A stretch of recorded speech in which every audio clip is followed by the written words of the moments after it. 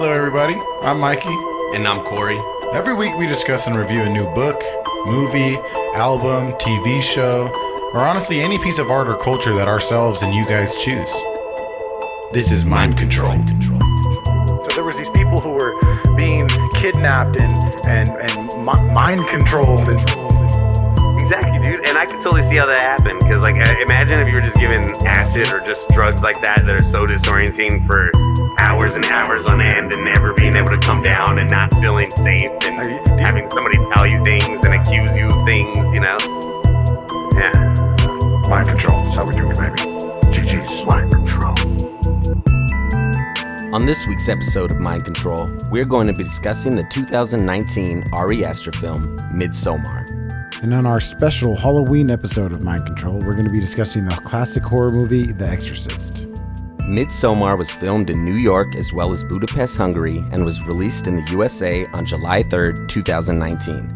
The film stars Florence Pugh as Dani Arter, a young woman coping with the tragic death of both her bipolar sister Terry, played by Claudia Sagni, as well as the death of both of her parents.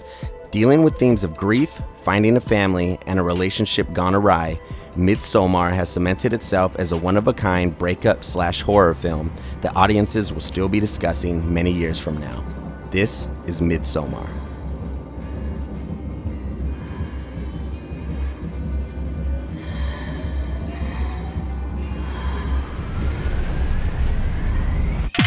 Bro, when you went out, that was a... Should have screenshotted it. That was really scary when you had the door open and like it just looked pitch black. So when you went in there, I couldn't see you anymore. Holy and, shit! The shot of the room was very like horror-esque. I was like, oh, this is an Ari Aster film starting right now. Holy shit, bro! I wish I had like a lot of money so I could somehow like set up like a mind control podcast that we do one day, and there'd just be like these crazy special effects on my end. So it looks like I'm being murdered or like some crazy shit, but it's all fake. And I just freak you out. That'd be tight. I'm down for it. For sure. We can just get into it. Yeah, just go for it. I'm already recording. Okay. So the intro I'll just do after. Yeah, for sure. All right, man. Hello, everyone. Yeah, what's up, everybody? Welcome to Mind Control. This is episode 8, and today we're gonna be doing episode 8 because 7 was Hereditary. Right. So we're doing Midsommar today, the 2019 film by Ari Aster. I saw it when it came out. So hold on, Rob. I'm gonna let you go. But how come you call it Midsommar? Is that how it's supposed to be said? Because I heard other people call it Midsummer. Yeah, okay, so I actually looked that up today just to make sure before I did it, and actually Ari Aster actually gave an interview and they asked him about it, and he didn't really seem concerned with it. He says Midsommar, but he said people also call it Midsummer. So, I mean, either way, I think it's, I don't know, I think Midsommar is like the Swedish way of saying it, because I looked it up and it's like Midsommar, or like, I don't know how to say it. Okay. But yeah. So, But I mean, most people say Midsummer because either way, it's about the Midsummer Festival. So, I looked it up specifically because I want to know how he said it, and he says Midsommar, but he didn't seem to care when people said Midsummer. Right, cool. I was confused. Like same shit. All right. Yeah, I heard a couple people say it, and then other people say Midsummer too. But all right, you go ahead. Should you start the movie? Oh yeah. I forgot about that. I actually rented it on YouTube on the way up from work and watched it in the car because I watched the first half again last night and I rewatched the second half on the way from work. It was tight. Yeah. But the naked fucking parts at the end were a little uncomfortable in the car. But yeah, go ahead. Oh, with the ladies. Yeah, and because I was in the car and I have my fucking phone set up like that, so it is dark, and so people could see straight in my car and I see a bunch of naked people. So I was like a little uncomfortable. Yeah, it's all good. Yeah, I like that. All right, so I mean, let's just get into it. So, I mean, what did you think about it? I mean, you know, this is your first time. I saw it like a year ago when it came out. So rewatching it for me though, I'm not gonna lie, was I don't know, difficult, I guess, because the first time I watched it, I went in because I had seen Hereditary, expecting fucking Hereditary, kind of, you know, but in daylight, you know, and then so I was kind of thrown off because of like, you know how it's paced. It's a lot slower. Yeah. It's a lot like a build up. There's not really any like big fucking jump out scares or anything like that. It's very subtle, I feel like, in what it does. But rewatching it, not expecting it to be that way, it was like a completely different experience for me. And then I think I told you I watched it too when I had first kind of was stopping smoking too. So it fucked me up just because it's so depressing. Like, dude, at the end of it, I watched it by myself, dude, and I don't know why I found myself bawling like a little bitch. Like, I was like, but I think it was just because like I was upset and I felt like, I don't know, dude, the movie was just so fucking depressing. Like, I mean, I think it ends on a high note, but for most of the movie, like, and then watching her, Florence Pugh, the main girl who plays Danny, like, dude, she's fucking amazing. Just like Toni Collette in Hereditary. Like, what's her name? Fucking Florence Pugh. Florence Pugh. Okay. Yeah, she's in this other movie too. This wrestling movie is pretty good with The Rock. I've seen her before. I feel like. Have you seen that movie with The Rock where she plays Paige and it's like about wrestling and she gets discovered? It's called something like The Family or something. It came out like 3 years ago. Maybe that's the only thing I've seen her in really. But and then this and dude, she's just fucking amazing. Like the crying scenes they're almost too real, and like the relationship, like. Yeah. It's hard to watch, dude. Like, like the dude's an asshole. And I'm like, dude, I feel like I've done some of those things. I've been an asshole like that before, like he's such an asshole in the beginning. Yeah. I mean, the whole movie. It's so funny. I think in Ari Aster's films, there needs to be a woman who is crying obnoxiously. That's just part of his films, it seems like. But no, yeah, I mean, if you're asking like my overall thought of the movie was I fucking loved it. I really did. I thought it was a great movie. Towards the end, it felt like it was super confusing and hard to comprehend, and there was so much happening. And not necessarily so much happening, but so much happening that was hard to like understand. That towards the end, it's like you know how there's those movies, and I feel like before we did this podcast, or before even as of the last, like, I don't know, a couple years maybe, or just like understanding movies and art a little bit better, I feel like I've noticed that like there's been movies throughout my life that I've watched and I've been like, that was fucking stupid, like at the end, just because I didn't understand it. You know what I'm saying? And this, I feel like, is one of those movies that I probably would have felt that way about. I knew I didn't understand it, and towards the end, because I didn't understand it, it was kind of like, I don't know, it kind of just left me a little unsatisfied, I guess, at my first watch. Dude, but at my second watch and then researching it more, I was like, oh, fuck. So, yeah, it was wild. No, dude, I think that's a common thing. I actually, when me and Frankie went to see it, we actually went with a group of people. We went like Thomas, Hannah. We went with a bunch of people, actually, and everybody was hyped up because I had been talking about Hereditary. So I was like, dude, this shit's going to be amazing. Let's all go see it. And then I think everybody kind of left the theater very dissatisfied. Everybody was like, what the fuck was that? Like, wasn't anything what I expected. And honestly, I felt that way too. Like when I left, I was like confused. And at the same time, I was kind of like, what did I just watch? That was kind of weird. It was kind of slow. But then rewatching it now, because actually for the podcast, this is the first time I've watched it since then. And now I guess watching it to watch for the podcast, like you said, and watching it to like, actually watch it as a piece of art and not just like to be entertained. It's like, oh shit, like this shit is really, like, he's a really good filmmaker. Like, the little things he inserts, and then even like the camera shots, like it's very similar to Hereditary, how they're long shots, beautiful, they're not too long, and then it's like very beautiful. Almost every single, I remember somebody was mentioning this about the movie 300, but they said every single shot in that movie could be a work of art. Could be a framed poster or picture on a wall, and I feel like that's very similar. Yeah, no, this one, dude, this movie, man, because honestly, the first time I saw it, I was a little dissatisfied, I think, story wise, but like visually, I remember walking on the theater, like my eyes felt fucked up. I felt like I had eaten mushrooms or something and like had just come down. Like my eyes felt like dilated, like my pupils. I felt like fuck. Let me say this. You just said you felt like you were on shrooms, bruh. I was literally screaming, holding onto my couch because I was drinking and watching this with Monica, and I was fucking super stoned. I made myself get super stoned. But I was sitting there and we had the TV set up. I mounted it before, but I hired it. It was just all set up perfectly.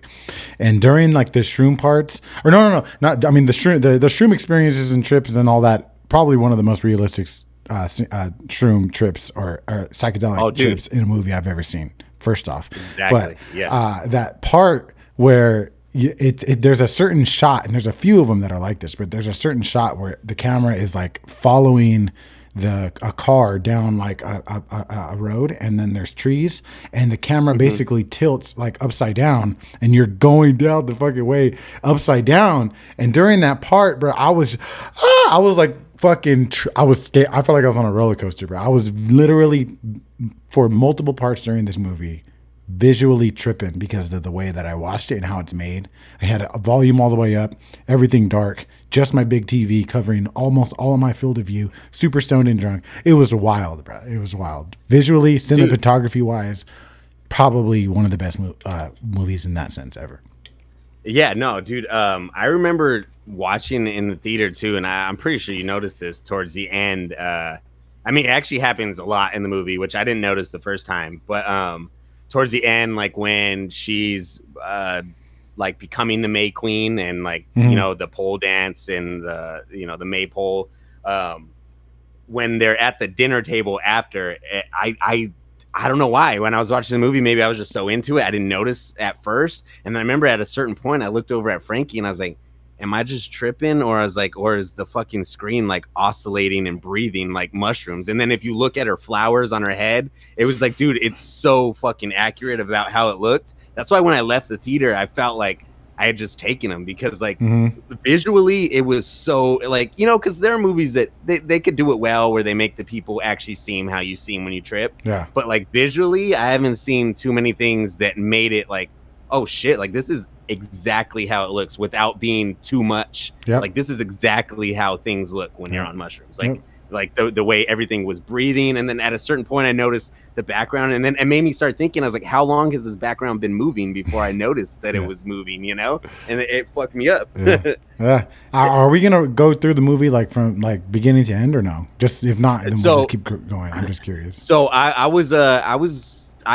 okay, so what do you think? Do you think we should? If we should, the synopsis isn't that long, and if we're gonna do that, I was thinking this time, if we do that, then I'll just read the synopsis straight through without stopping, and then we'll just talk about it, or we could just skip the synopsis. It's totally up to you. I mean, there's so much that happens in the beginning, the middle, and the end, though. Like, I'd like to, you know, if we could like get into pinpoint, like, little parts.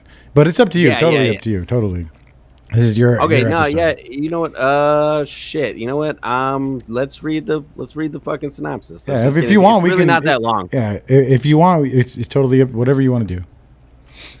Nah, I mean, we should, just in case for people who haven't seen it, I guess, you know. All right, so I'm gonna start out. Hold on, real quick. I feel like we should start saying too, and I'll say it now for the podcast too, but just so you know too, I feel like we should maybe start saying, like, mentioning in the beginning of the podcast and recommending to people to, like, hey, pause real quick, go watch that fucking movie, come back to the podcast, and then this podcast is made to be listened to after enjoying or watching or whatever the fuck we're talking about. You guys, this podcast is not going to be enjoyable unless you've seen the fucking movie.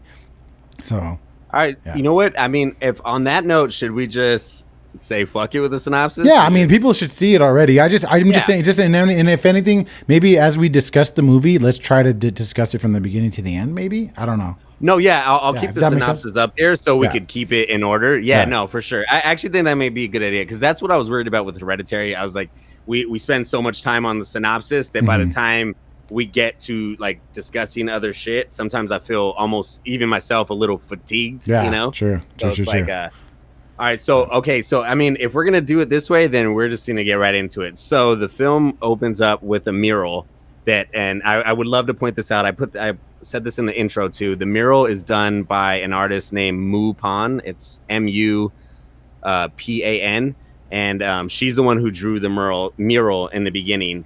And do you want me to get into that mural right now? If so, I could get into this shit right now, bro. The whole movie is in that mural. Yes, 100%. So I noticed that.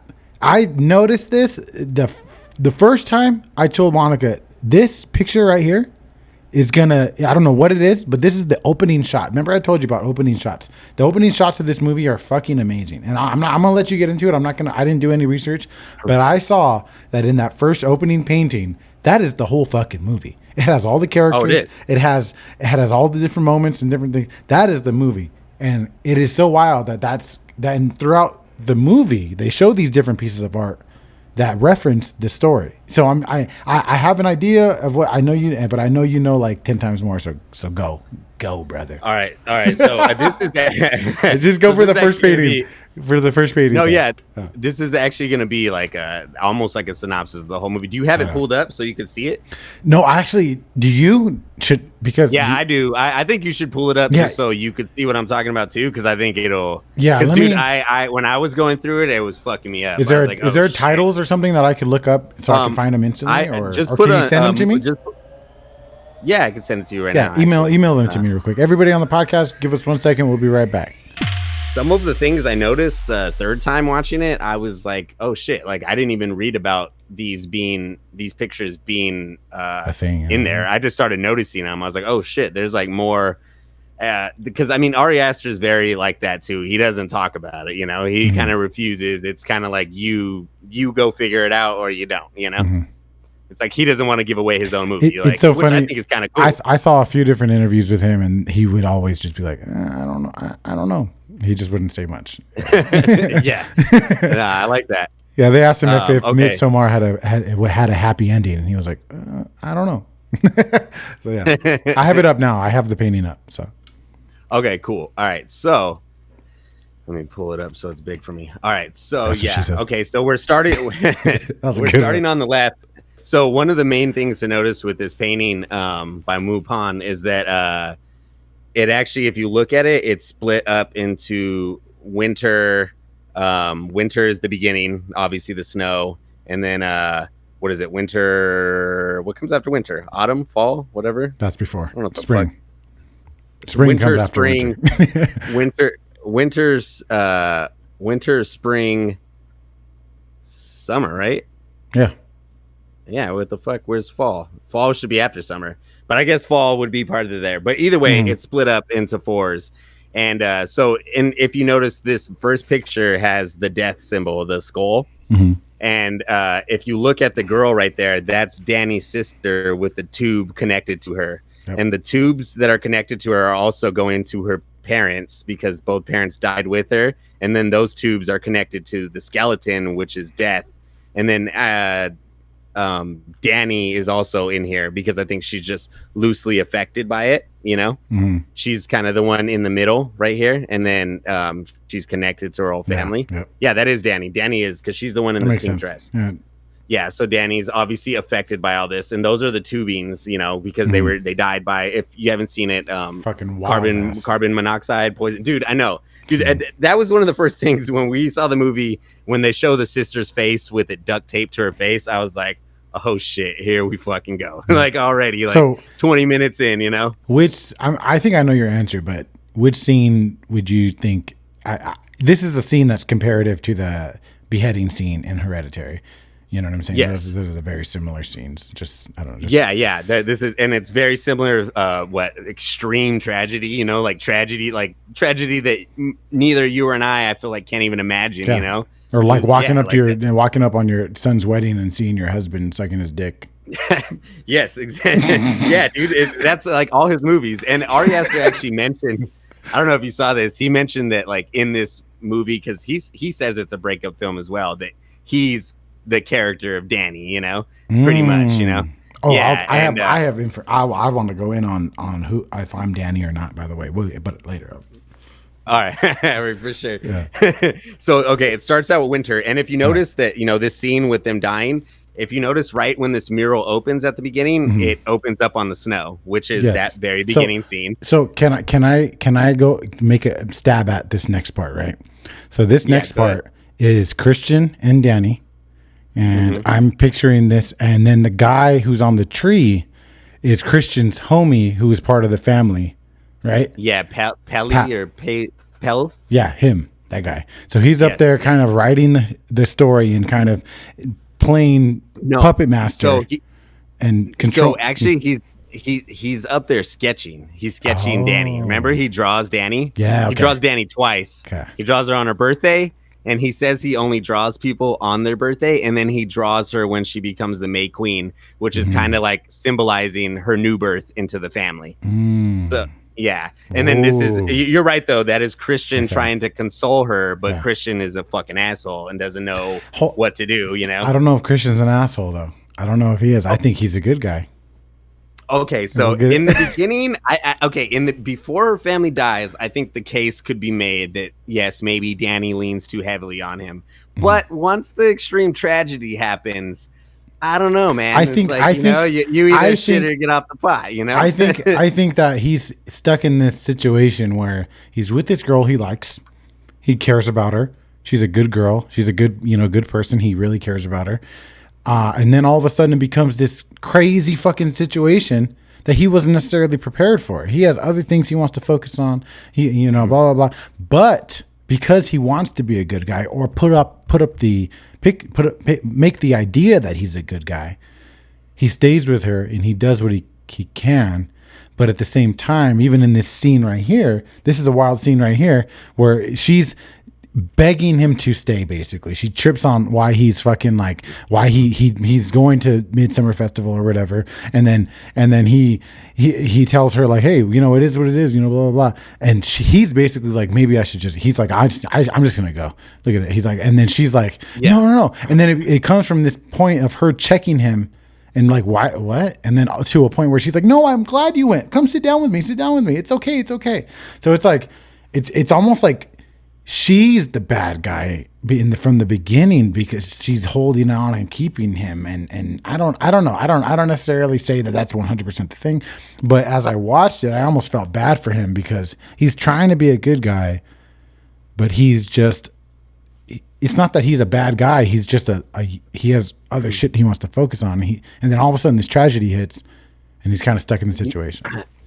Ari Aster actually talked about this too, that, that the story is definitely written where Danny is our lead and she's the character we're rooting for in the end. Mm-hmm. But he does say in an interview though there is a case to be made for Christian as well, and I think you're hitting on it. Mm-hmm. Like he is, but I would say though Christian's problem though, even though he thinks he's trying to be a good guy, is he's maybe his biggest fault. Maybe he's not, because even Ari Aster said this. Like he's not your traditional bad guy where he's like evil or anything. Mm-hmm. It's almost like though his fault though is he's a coward, and instead of walking away and leaving this, he decides to drag her on and like hold on to her, which I know she wants to be held on to by him, but at the same time he's not willing to be there fully, so it's like then he should just leave her. So in a way he Makes is sense. Bad because, but in a way he's not like your traditional bad guy. No, asshole, he's not. He's a pussy, he doesn't know. Instead of just fucking walking away like a man and just being like, all right, I can't do this. It's like, okay, I'm just going to hold on. That's true. To you, even though I can't be there fully for you. Hold on. Let me check it. There you go. No, dude. I definitely think that's interesting because you're the first person that's seen it that has like kind of, gotten that. Because the first time, I saw it, I definitely didn't see it at all. And I mean, I still don't because like I said, I think the biggest problem is that he's a coward, and the best thing he could have done is just leave her alone. But at the same time, though, how do you leave someone alone in that state, Ask Frankie, who's the bad guy and who's the good guy? Oh, Frankie definitely knows. Frankie definitely would say Christian's the bad guy. Really? That's interesting. Yeah. Frankie just walked in right now to hit the ball, and she said she hates Christian. He's just a young man caught up in a bad situation. She's remember the last podcast, she's like crawling on the ground. I have a video of her. I don't know if I told you. There's a part of the podcast is she's crawling and she grabs something like that. It's when you went to the restroom. I think you went to the restroom and she crawled in like this on the ground and like, but I showed up on the camera. It's funny. You gotta send it to me. Yeah. No, dude. I definitely can see your side though, because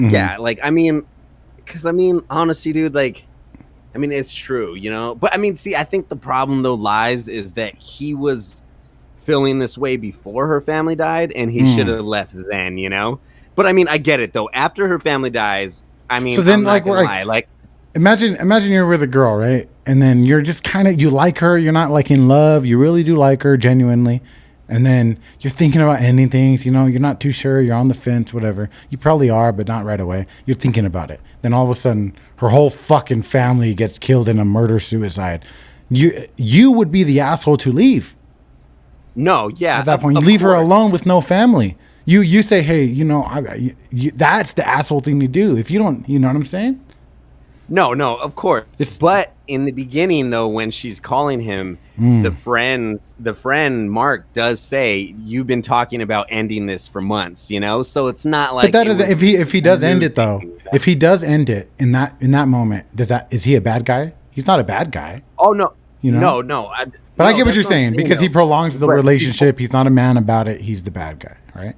Yeah, and it's just. Okay, so before her family dies, I would say he's not fully a bad guy, but he probably should have ended it. And then, like you said, though, after the family dies, he's kind of stuck. But, you know, I mean, also, though, after the family dies, like, he doesn't... I don't know. He sticks around, but he's still not fully around, though, you know? He still lies to her about going to Sweden. He still lies about, you know, this. He still fucks that chick in the end. He still said, whoa. He still fucks that chick at the end. He gets mentally raped and physically, basically. Hold on. We'll get into that. I don't think he is wrong for fucking her. I think he was mentally fucking abused and manipulated and mind controlled into fucking her. I feel like that was a rape scene. You had to throw in Mike there. Yeah. No, for sure. When it happens, for sure. Yeah. But when they first get there, from the very beginning, he's interested. So let me. She kicks him, and then He's like, "Oh, can anybody join?" And he goes to join. He's already interested from the very beginning, which isn't to say that makes him a bad guy. But he was already thinking that long before he gets. So do you think he would have fucked I would agree. her? It is a rape. Do you think he would have fucked her without being on drugs and this whole mind manipulation he's gone through? I don't think he would have. I don't think he wanted to. I think he was afraid to. I don't think he wanted to. He was afraid at the dinner. He was like, he's asking the what's going on, and he gets slapped in the face. So, like, I think he was afraid. I don't think he's the bad guy at all. Almost at all, bro. I think if anything, he's a young man who has whatever goals, dreams, aspirations, and he's focused on one thing, and he gets tossed into this story and becomes the protagonist, whatever the bad guy, and the antagonist. And in a sense, the movie kind of mind controls you into believing he's the bad guy because of the way that it's made. And at the end, when he's murdered and killed, you kind of feel like it's a good thing. But he really never did anything wrong. The movie not only mind controls Danny, it mind controls you as the watcher. I mean, you know, it is an interesting point of view, though, because, dude, I do agree. There are some things to be said for Christian trying to stick around and trying to stay there for her. But he's not necessarily the good guy, but he's not the bad guy. IMO. I guess just the way, no, you're right, though. I could say that, you know, you can look at it as a good, that Danny's good, he's bad, but you can also look at it as neither of them are good or bad. This is just a bad situation, you know, for anybody in any fucking sense, no matter how close you are with somebody. I think this is the movie kind of perfectly exemplifies really terrible, tragic grief coupled with insecurity and miscommunication and loneliness, and definitely loneliness, and not having a place. You know, I think not having a home. And I think it's said well towards the end, or it's like maybe in the middle when Pell is it Pell or Pelly? I can't remember. Pelly? I don't know. Pele? Ah, shit. Pele? No. I don't think it's Pele. It's like Pelly or something.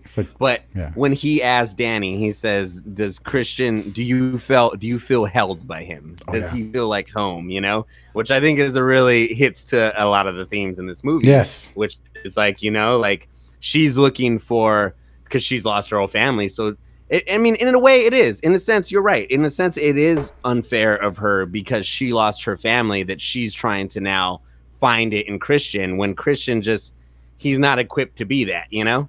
I don't necessarily think I don't think she's wrong for it. I think she's just confused and no, lost, I don't think know? she's yeah, I don't think she's wrong for it. But I could see though where the case could be made that she's leaning on him too heavily. But at the same time, it's like, who else does she have to lean on at this point? And he's sticking. But that's also why I think he could be the bad guy, because he's sticking around and saying, "Yeah, I'm gonna stay here," but he's not being fully there. There's a lot of shit he does, and we're going off on this Christian identity thing, but still, there's a lot of shit he does throughout the movie that only a good boyfriend would do. Like when they stop and they start doing the mushrooms, she's like, I'm good, and he's like, okay, I'm not gonna do it either. And then he's like, he tells them, oh, no. But then you know what he does say? He said, maybe you guys should wait too. You guys want to wait for us too? That was kind of, I think, him pushing her to do it right away. He's not necessarily, he has a lot of flaws. And that's kind of one of the things I saw, right? He was like, I'm not going to do it. But I think he kind of knew. And I think by him telling his friends, you guys want to wait for us too? He knew Danny was going to be like, no, let's just do it now. Whatever. Who knows? But yeah. So go ahead. No. Go ahead. I was I still have the painting up. I don't know if you want to. Finish. No. Yeah. We're gonna keep. Yeah. We're gonna keep going into it. But I just want to say one more thing. We are talking about, because I feel like this was gonna be a big talking point no matter what about Christian and Danny, and about antagonist versus protagonist. But I mean, I would say though, Christian does fuck up a lot though. He forgets her birthday. True. Which is an asshole thing to do. And then he also, when she finds out about Sweden, even though he knows he's going. He still lies to her in front of his friends, like, oh, I'm just thinking about going. It's not official yet, even though it is already official at this point. He has tickets. He knows he's going, and it's just like little things like that. That's why I'm saying, like, I wouldn't say necessarily he's a bad guy, but because of his cowardness, it makes him do shitty things because he's just a pussy about it, instead of being upfront, which maybe Danny would be super upset and hurt by. She would at least know where she stands. Instead, she's trying to lean on this guy who's saying he's there, but he's not fully there. True. You know what I mean? Yep. I don't know. I feel you. No, I totally feel it. Yeah, I get it. 100%. But I get what you're saying too. Yeah. And then also, so in that part where he's trying to console her in the painting, at the top, I told you, Pelly is like drawing her, drawing the situation, like you said. And in a way, like you said, he's kind of orchestrating this whole thing in a way, And then, okay, so the next part that we see is Paley leading them into rural Sweden, into this pagan community. What is it? The Hardaga. Yeah, the Hardaga. And then so we see him leading there. And then we also see, though, if you look at the swords. We should say that too, that all the characters in the movie are also depicted in the painting as well with them. Like there's Josh, Mark, and Paley, and then there's Christian, Danny, and then what's his name is in front, Paley, and he's like, it looks like he's playing a flute, like kind of like the Pied Piper in a way, like leading them, and there's music coming out, and he's leading them into this different land. And then I like how they have the little sun, which is almost like the little sun right here where they're walking through, which is kind of like almost like I told Frankie when I was looking at this, that sun reminds me of like the little installation they used to have when you walked in Coachella, when you first walked in. Oh yeah. And they had that there. Yeah. And I remember we used to take acid by it when we first walked in, and like that's what it reminded me of. But also, if you look above, though, there's the cliff, and the cliff shows the two people who jump off for that ceremony who kill themselves, and they have wings like angels. Yeah. So that shows what happens there. And then we also see the cult. We see Harga. I don't want to say cult because when I was reading about it, he kind of steers away from that too. I guess commune. Technically, it's not. I think a cult has to have a leader, and that's kind of what makes it a cult. Yeah. Yeah, so then there's the commune, and then there's the bear right there, the bear who we know what happens at the end with the bear. And then there's the death playing the music, which if you remember when they dance around the maypole, that's what they say it represents, that death had come, and they had a dance competition where everybody danced because they were in a frenzy until they were dead. So that's what they do, and you see the death playing the music and everybody dancing together. And then you see the table, which is later. I mean, a lot of this is like, just like shit that we see in the movie. Yeah. But then, dude, this is the most interesting part that I didn't pick up on. I actually read this after. Is the sun. the smile that the son has, if you put that up, you know what? Let me just send it to you, actually. Hold on 1 second. I don't even have to tell you because you'll see it right when you open it. I saw it right away. The smile? What is it, the Cheshire Cat? Oh, shit. The smile is the very end. That's the end of the painting, and that's also the end of the movie. Danny's smile is exactly the same smile as the son. And then it starts out with the death, it starts out with the death of her family, the painting, and then it moves on to her smiling because that's at the end when she's free. And it's, summer now. And it's very, it's crazy. It's pretty crazy. Dude, I was tripping out when I saw the son because I was like, dude, that is her exact smile. Like it looks exactly like her. You know what I mean? And like that was done on purpose, like because that's her at the end. She's finally happy. She's finally free. It's summer. It just has so much meaning behind it, So yeah, this is why people say it's a happy ending, is because of the way it ended, and the beauty and the vibe, if anything, of the ending. But that is wild. It almost looks like an exact replica of the smile in a way. Yeah, I was wondering the nose and everything kind of. Yeah, I was wondering if the drawing was... I think the painting was done before the movie, though. So I was wondering if the painting... I'm not 100% sure, though. Oh, so really? The painting was done before the movie? Yeah, I believe it was done from the script, but I could be wrong, though. Okay. But yeah, because I was wondering... We got to have Sue hit us up and let us know. Or what's the person? Mupon. Moo, hit us up. No. Yeah, no, for sure. Yeah, I would be interested to know that because you're right. It looks so similar that it would make sense that it was painted after to look like Danny, but it would also be kind of cool if it was painted before, and she's just such a good actress that she was able to make that exact face, Where did you read that it was connected? Like, is it for sure? So, it's never been confirmed, but I was looking up things about the painting, and that's like a common thing that people have noticed that, and because it does follow the movie, and if it starts out with the death, and that's when she's distraught and sad, and then and if you really actually watch the movie, besides little fake smiles, there's actually not really one time in the movie she ever actually has a legit smile until the very end. I think she's like when she's dancing, or I was watching for her smiling, and she gives like a fake one in a conversation, but then when she's like dancing around the maypole, she smiles during that part. But that's kind of just she's not even too sure. She smiles and then she's sad. She smiles and then she's sad. Yeah, that part's crazy too when they're dancing. But I don't think it's been confirmed by Ari Aster, but that's just because he doesn't really seem to confirm things, No, even when I read interviews where people say like what it is, he'll say, "Oh, like that's a good observation." Like I feel like he's agreeing with it, but he's not going to tell you that's what it is, But I think, dude, from looking at it, dude, and I've been looking at it for a while, and I looked at it before I watched it these last 2 times, and I'm at least in my mind, I'm 100% sure that that's what that's supposed to be. Sense. And it makes sense. It's the end of the movie. It's the end of the picture.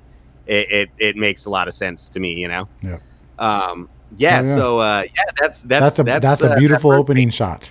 A painting that tells the whole movie that you really wouldn't even notice. I love that about Ari Aster's movies in general, is that there's so many crazy things that you just wouldn't notice unless you're looking. So it's like, his movies seem like you could enjoy them multiple times for multiple different reasons, kind of. Dude, yeah, that's why I liked Hereditary. It's like you watch it. I feel like the first time you watch his movies, it's hard to notice everything because the movies are so batshit crazy that you have to go back. And then when you go back, you realize, oh shit, this isn't batshit crazy at all. It's very planned out. It's very orchestrated. Oh, yeah. He knows what he's doing, and it's which is why I'm kind of like tempted to call him like one of my favorite directors now, especially going back, because when I saw this the first time, I swear I didn't watch it again until this, because to me it was an all right movie, but I was like, I remember reading all the hype. I was like, I guess I didn't see it, but now rewatching it, I'm like, oh shit, like this motherfucker is like a genius, like just it's just crazy, the way he does it. I wonder if him and Jordan Peele have ever connected, or I know that they've commented on each other's movies, but they make very similar There's actually I haven't read the whole thing, but there's actually a whole like little article Jordan Peele wrote about Midsommar, about how much he liked it and like loved it. You know, yeah, he's a big fucking fan of this movie. That makes sense. I remember that was one of the reasons too. I was excited because I had been reading Jordan Peele saying like, "Oh shit, this is like just changed the game for horror," you know. And I was like, yeah, so I was excited. That's why when I went into it, I was expecting horror, and I feel like it's not traditional horror, you know. It's almost like a psychological horror. Oh, dude, it's all that's why I think it fucked me up when I had stopped smoking, because I was already going through it. Like it was so psychological that at the end I was just like, I was happy for Danny, but at the same time I just kind of wanted to cry. I was like, dude, this shit has been depressing. The desperation of her in that scene when Christian is trying to leave. And he's like, you know what? It's like he's trying to break up with her basically in that moment. She's like, no, it's okay. It's fine. She goes from testing him about Sweden or whatever. And then to a point where she's like basically begging him to say, she goes from, you don't think you should have told me type of energy to, I think it's great that you're going, no, come sit and talk to me. And it's so funny because when me and Monica were watching it, we were both looking at each other and we were both cringing just as hard because it sounded exactly how I have sounded in the past. And it was like I told Monica, I was like, I feel weird everywhere. Just like the more she talked, the more it was weird and just reminded me of like low parts of myself. Oh, dude. Yeah, honestly, I watched it the second time by myself, and then this last Sunday I watched it again with Frankie while she was here, and it was Frankie kept looking at me during the movie like you know, like you? Yeah, like you like this is how you used to act, you know, like because dude, like, yeah, he's a dick, you know, but like you said, dude, he's it's very realistic the way it's portrayed, you know. It's a very realistic, and there's a lot of shot. Oh shit, I wanted to bring that up to you too, because I saw that's one of the ones that I saw on my second watching that I was okay. That's in her bedroom above her bed. And that's literally the bear and the queen, or like a princess, you know, and which is her, you know, the main queen. And this picture was drawn by John Bauer, who is actually I guess he's one of the influences behind a lot of the paintings and shit. But this is a painting. It wasn't done for the movie. This painting was already a painting. And I'm trying to see if I can see the name of the painting. Oh, it's called I don't know how to say that. It's called Stakars Illa Base, which is translate to Poor Little Bear, is what the painting's called. Okay. Oh, which is interesting. I didn't know it was called Poor Little Bear, which makes a lot of sense because the bear gets killed and Christian gets burned in it. So Poor Little Bear. There you go. Yeah. So yeah, that's interesting. And actually, dude, there's actually a lot in the beginning. You know what? I'm just gonna fucking find it. Might as well. Let's see. This is all in the beginning. These are all little things that hint to what's going on before they even get to Harga. Let's see. Yeah, go ahead. Say what you're saying. I'm looking. So I believe there's a part towards the end when they're carrying Danny on something, and in the trees, you can see her sister's face. Yes. Is that a thing? Do you have a picture of that? I don't know where in my research I saw that. I was like, oh, I'm not gonna do that because I knew you had all this. So I was like, let me just wait. Let me send you this one real quick because I already have it queued up, and then I'll get to that right now. Because actually, that was a big talking point that I wanted to bring up, because that was something that I had read about and had to look for, because I would have never saw it on my own. It's very subtle. Mm-hmm. Also, though, speaking on that, there's also when she does the May Queen dance, the maypole, if you notice, some of the people that come to congratulate her are her mom, her dad, and her sister. She sees them in the Harga. I know there's one moment where she says "mom," but that was like supposed to be, I saw that, but then I thought there was one part where I saw her dad too. I thought there was. It's all in the Harga. Like she sees them. I think it's right after the maypole dance when she wins and everybody's congratulating her. Yeah, and that's when she sees them. You know, when she's also mid-trip. I'm guessing it's like ayahuasca they're drinking at that point. You know, dude, that's like another thing I wanted to. So first, they take mushrooms, and then it seems like maybe like some sort of LSD derivative type of shit, maybe, but maybe ayahuasca too. But there's also this shit that they're like trying to that they give them to smell throughout the movie, and I'm wondering what and that is. they give him that, like, it looks like, I think they say, I don't remember if they say strawberries or whatever it is, but they give him that thing to chew on too. Yeah, dude. There's a bunch of shit.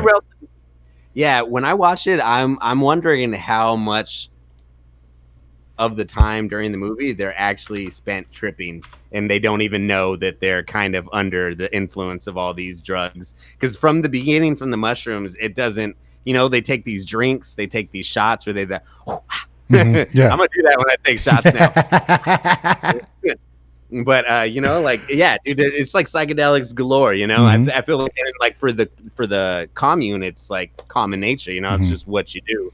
But for them, like, I wonder how much of it they even realize they're being influenced by this. So this picture I just sent you right now is in the beginning, and if you see the flower crowns above Danny's head, which symbolizes she will become the May Queen later on. Wow. I was wondering. I was looking at this. I was like, "What does this have to do with the movie?" Oh, that makes sense. Yeah, the flower crown is like, it's supposed to be the flower crown above Danny's head because she's gonna be the May Queen. And then there's also, before I show you that picture in the forest, there's one more towards the beginning that's worth noting. So there's this thing called dragon breath. I think we've talked about it before, and I feel like that might be one of the things. A lot of this shit that they seem like they use. There's one part where a girl blows a bunch of powder into Christian's face, and from that point on, he seems very like just okay with doing whatever, and that's what dragon's breath is supposed to be. Oh, really? Yeah, that's like the almost like Hell's Bells, kind of, right? Yeah. Similar effect. I believe Hell's Bells is supposed to be. Isn't it that supposed to be like? I don't know how it makes you feel, but I know it's like not venomous, but it can be poisonous, right? If you eat too much, you can get sick or die. Yeah, I think you eat. But I heard though it's very like, though you don't really have control over yourself when you do it either. Makes sense. Wait a minute. Shit. You know what? This one's kind of hard to find a picture of, but I'll just tell you. When actually, you know what? Here we go. Cool. Let me grab this drink.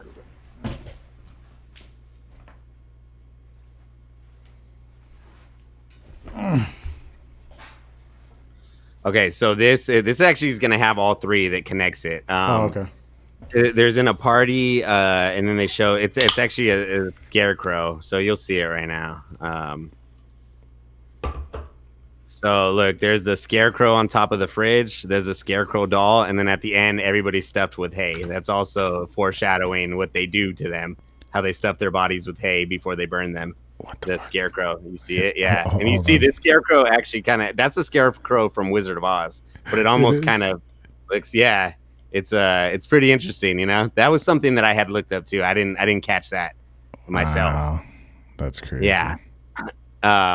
Dude. Oh, now, so yeah, dude, that's what I'm saying. Like, pretty much like everything that kind of happens is kind of shown way before it happens in weird little ways, the bear and the princess and the May Queen with the flower crown and the scarecrow. And then let me find. There's a lot of foreshadowing that I noticed even in the dialogue of the movie that is like overlooked. Like there's a part that like in the conversation in the dialogue of the movie, like she says, "What happens when they turn 72?" And he says, and then she just like laughs it off, and the scene continues. Like that was a huge part. It's funny because low key, I think because we've been doing the podcast and I'm trying to like watch movies a little deeper now, that kind of gave that scene away in a way. Right when I saw that we were going to this scene and these two old people were important, I was like, oh, they're 72.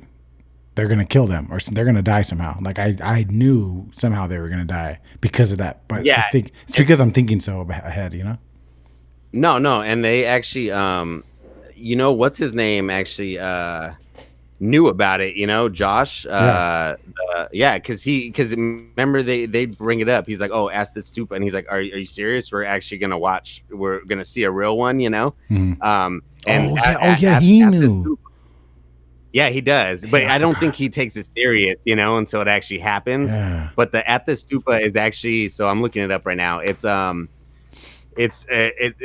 denotes a site where ritual cenocide takes place during Nordic prehistoric times. Cenocide? Where elderly Yeah, I've never heard of that word. Let me look it up. But it's where elderly people throw themselves or were thrown to their deaths. And they technically tell you what's going to happen if you knew. I mean, I didn't know what that word meant when I saw it, but for people who do know what that word means, there's another, you're already told they're going to die before you even see it.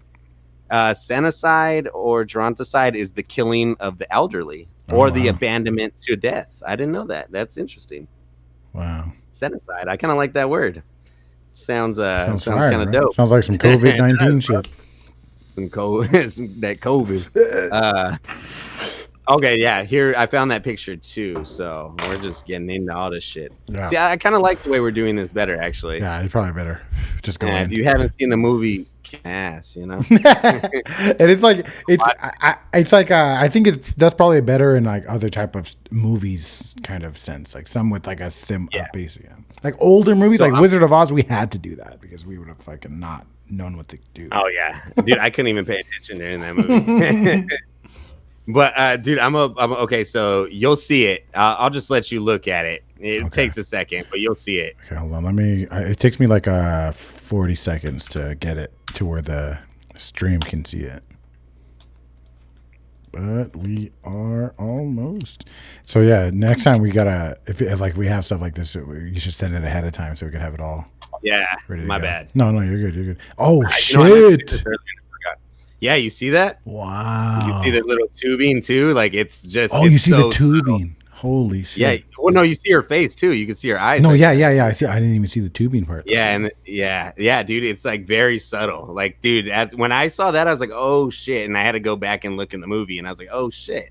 That's crazy. It's so subtle you don't even notice it, And then, like I said, dude, and then after, you see okay, here we go. I found this one too. Actually, might as well just send it to you.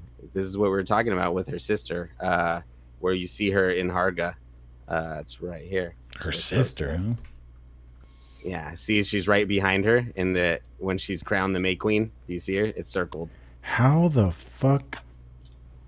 How would anybody notice that? That's what's so crazy to me. It's like nobody's gonna notice this shit.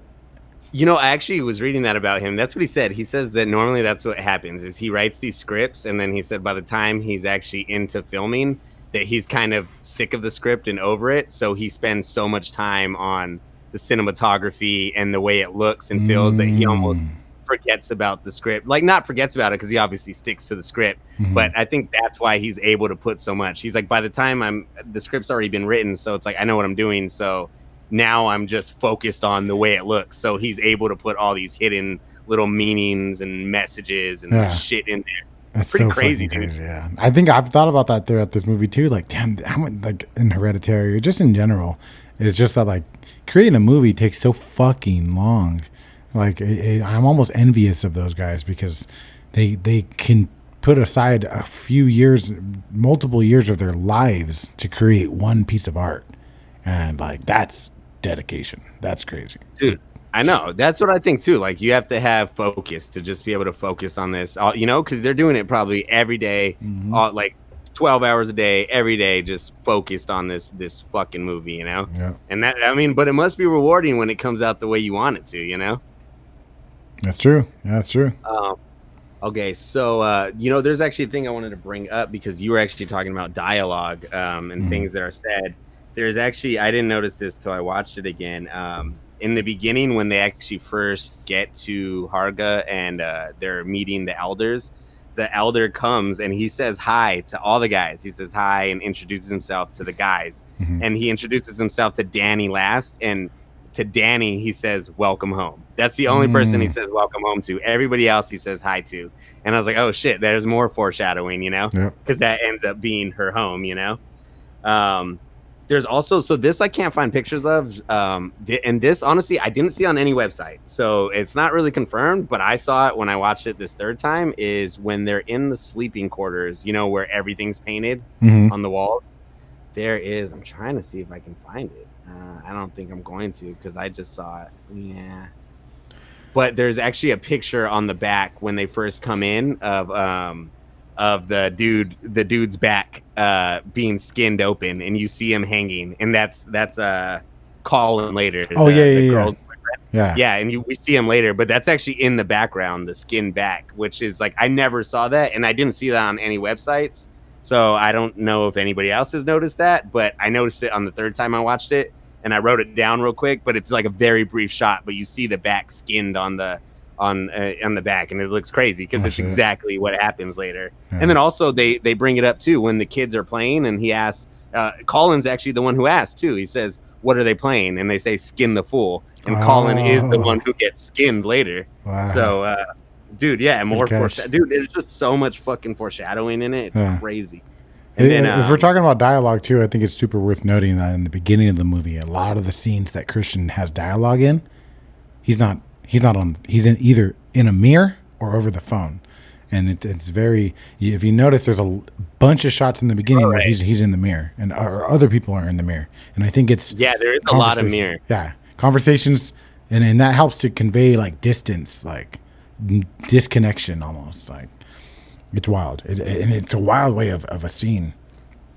Yeah, no. It is. Wild way of a scene. Really, yeah, wild way of this. No, dude, I actually think it's a really good scene when they show her talking. It's when they're having a conversation and she's talking and then you only see him through the mirror talking back to her. So I know. Yeah, there is a lot of mirror in the scene where he's telling his friends that he invited her, and when he goes to the door and he's like, "Oh, just so you guys know, I invited Yanni, but she's not gonna go. And they're just like, and all you do is see their reaction, and he's in the mirror. It's kind of wild. I wonder if there's a reason for the. I mean, there has to be. I bet. I don't know what it is, but I wonder if there is a reason though for the mirror. From what I would get, and I think I heard somebody say it, or when I watched or listened to a few things, that it's supposed to convey distance and disconnection, kind of in a sense that's why it's kind of like it's used. Okay. That makes sense. Yeah. There's also, and then him over the phone too, how like in the beginning shot, he's just on the phone only. He's just, and in that sense, he doesn't feel like a main character. He feels like somebody who's just not really going to be a part of this movie, because that whole scene is just her talking and you never go to him. No, that makes a lot of sense because that is like, I feel like one of his biggest faults is that he's distant. So that is actually an interesting way to show that. Yeah, they introduce him with all these weird disconnected ways of showing him. Also, I don't know if you noticed what's his name, Pele, or what's his name, Lepe or Lape, Pele or some shit. That's he is mind fucking her from the moment he meets her. He like purposely brings up family and I just wanted to say I apologize, this and that. I wanted to say my condolences or whatever about your family. He brings it up, and the way he brings it up and how he talks about it, is like a mind fuck in and of itself. And then later on, when she sees the old people die, she goes and she's basically ready to leave, and he sits down and convinces her to stay in this weird mindfuck way. And it's weird because he's like, "Don't worry, I know it's your family." And she's like, No, it's not my family, Brad. Like, what the fuck? You guys are killing old people. And he's like, No. My family died too. My family. And she's almost like, No, that's not it. And then he convinces her that that's what it is. And that's kind of like him fucking mind fucking her into staying. Yeah, no, he definitely does things. Just like I said, when he brings up Christian, he's like, "Do you feel held by Christian?" And then he also gives her a birthday present way before Christian even knows it's her birthday. He's like, he's definitely orchestrating. And then when she says Christian forgot, he's like, "Oh," he did. Oh. Yeah, and we already know he knows he forgot. Yeah, he knows he forgot. One thing I would like to clarify, just because I don't want to get called out by people. Yeah. He's the bad guy, yeah. But I guess the skin the fool. I guess people do say that. Okay, so I mean, I could see it in that way because they do cut open Colin, but they're saying that the skin the fool game actually refers to Mark, because Mark is skinned and stuffed with hay, and then he's wearing a jester hat at the end, like the fool, which makes a lot of sense too, Makes sense. So also if we were talking about still the building that they sleep in, they also have a picture on the wall of Christian having sex with the girl, and there's like two girls standing around him, similar to the ceremony that happens at the end. Isn't there like a quilt or something that shows that whole thing? So that's yes, let's find that too. That's the quilt where it shows that she that she cuts off her pubes and puts it in his food, and then she does she bleed or pee? She bleeds her menstrual blood into his drink. If you notice too, at that scene when they drinks, his drink is slightly redder than the girls, than everybody else's. I don't know if you noticed that. I didn't notice that. Wait, let me find this shit. Midsommar quilt pubes. Midsommar quilt pubes. Just Google that. It'll pop right up. Nah, why don't they don't fucking have the... Let's see, Midsommar love ritual. Let's see. Because she leaves the love rune under his bed, and she does like that whole... Oh, yeah, here we go. Yeah, perfect. All right, I'll send it right now. Dude, God. I know it's disgusting. And I'm definitely glad I didn't watch this movie with Victoria. I'll just say that. Thank you for telling me that. Dude, I know when you asked me. Hey, but funny thing is, that's how Frankie got me with the pubes and the. Got him. Did you get the picture? Yeah, you got it right. Yeah. So you already seen that. Oh my God! Can I even show this on YouTube? I don't think I can show this on YouTube. Oh, because of the girl? I could probably show it. What are they gonna do? Sue me? And then, yeah, I know. I don't. It's just a drawing of a girl menstrual. In a cup. Yeah, of a menstrual. Wait, let's see. I want to find the picture of the drink too, because I didn't honestly notice it until I had read about it. Yeah, here we go. Perfect. It's very subtle, but you'll see it right now. Are you Googling this? How are you finding these pictures? Just Google? I'm Googling them as we go. I got my shit open and ready. Good shit. But look, you can see it very subtly. His drink is more orange or reddish than everybody else's. Oh my fucking God. That makes me want to throw up. Dude, it's so subtle though. It's so and then subtle. You remember when he finds a pube in his food, because they kind of make a deal of it. Remember Mark's like, is that a pube in your food, yeah, no, I remember that. I definitely remember that. Oh my God. Yeah, so that's the whole ritual. And in the beginning of the ritual, she had put the love rune under his bed. And then you're right, though. He is under a spell, because if you look at that quilt, the very last picture of the quilt is his eyes looking like our mind control symbol, Yes. And it's like, yeah, he's under control. So you are right, in a way, in a sense. That's a rape. Kind of a rape. He was raped. And I think let me say this, bro. Imagine this movie, but Danny is a boy and Christian is a girl. This movie is not the same movie. It's not as highly regarded. People talk shit. It's controversial. It's a rape movie. If Christian was a girl and this man spiritually put her under a spell, and all these men were above her as she was under a spell walking in, and a man went and grabbed her and walked her up to him, and he fucking fucked her while she was barely awake, it would be fucking controversial. It'd be a completely different movie. I think that's fair to say. I can see that. Hey, I can see that. And that just shows you the bias. And I'm not saying it's wrong. I think it is what it is, but it's just kind of funny. No, yeah. I mean, now that I'm kind of thinking about it, and you see his eyes in that picture too, it's true. It is like he was under a spell, when it happened.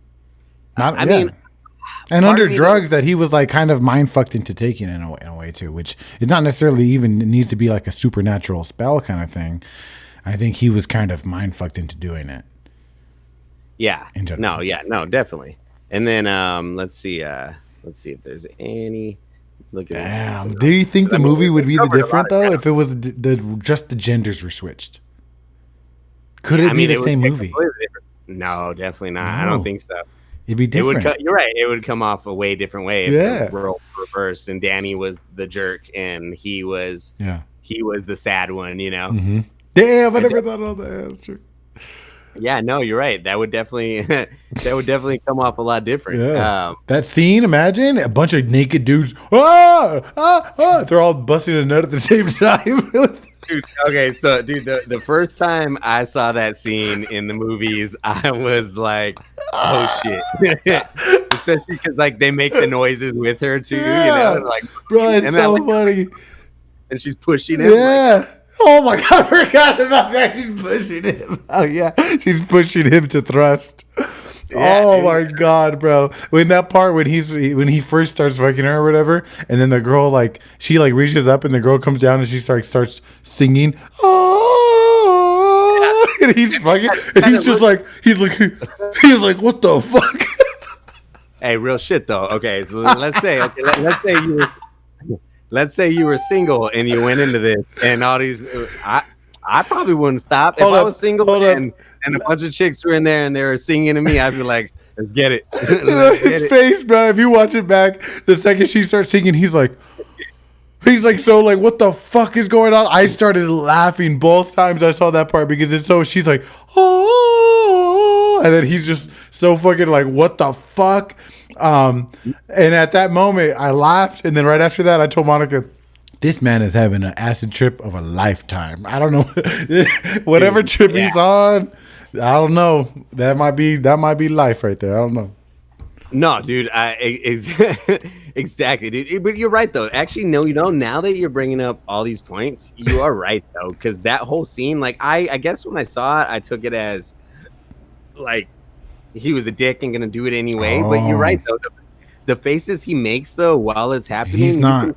Yeah, he's not fully there. He's like, what am I doing? What the fuck is going on? Mm-hmm. Why am I still doing this? Because then the second after he comes, he's like, oh shit, I need to get the fuck out of here. He runs. Yeah, with his bloody pee-pee. Mm-hmm. And then if you notice, go ahead. No, go ahead. I was saying, this girl has to be like what, 16? By the way, no, yeah, she is. This was like her first period, So she might even be younger, like 15, So she's young, yeah, for sure. And then what's another thing I want to say too about her is when you watch, in certain scenes, she looks almost totally different. There's a certain part where she's like seductively pulling him away from the table. She's like, "Come on, big boy." She's like, and she looks seductive, bro. She looks sexy. Like she looks like seductive. She looks like a seductive woman. And then right when he was about to fuck her, she's like looking up at him like, oh. And it's wild. Like the way that actress, whoever she was, did a great job of depicting different scenarios because she looked sexually seductive, like a fucking sexy woman in one scene, and then a little fucking innocent child in another. And it was fucking wild. It was like perfectly done. But what is it? Yeah, dude. No, dude, this is the painting right before he has sex with her when they sit him down and remember the lady's talking to him about like having sex. This is the picture he's staring at that's right in front of him, the bear that's on fire, which is gonna be him pretty soon after he fucks his bitch. So that's just another interesting thing that they show before it happens.